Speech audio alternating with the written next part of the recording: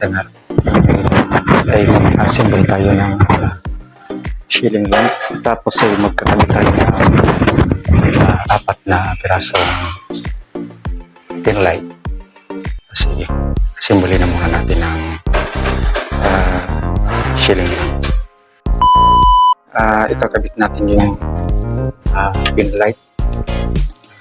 Kita ko sa inyo kung paano ang simpleng pagkakabit ng pin light. Bali ito guys ay meron siyang port na ganyan, naka-terminal niya. Nandito yung negative sa positive niya, yung neutral line saka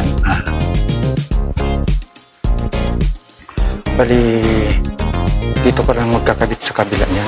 Ito tapos dyan yung linya niya, dalawang linya. So bali dahil wala naman tayong polarity, kahit magkabaliktad siya ay okay lang. So sige, tara kabitin natin.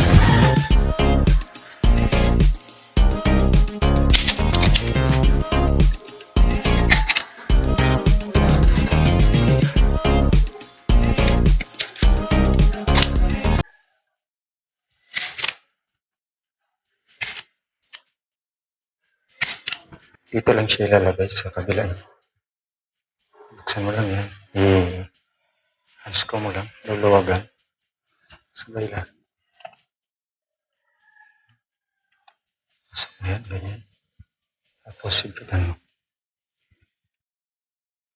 Yan. Di. Kabila.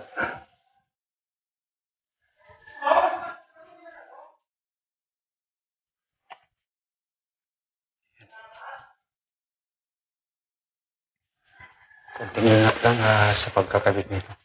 Ito naman ay walang power doon kasi nakababa yung ano. So okay lang na hawak ang ganyan.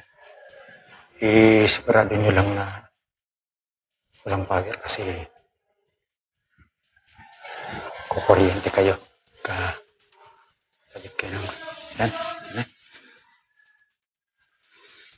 Tapos ito walang spring post. Bali yung spring niya, lalagay nyo lang siya dito. Ganyan. Sasabit nyo lang siya. Ganun. Ito. Kabilaan.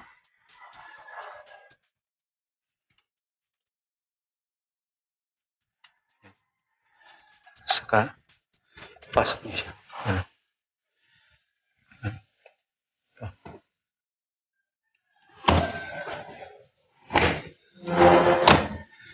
Yes. Ganyan lang kasimple pagkakabit ng pin light. Okay.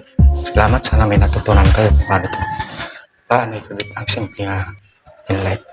Thank you.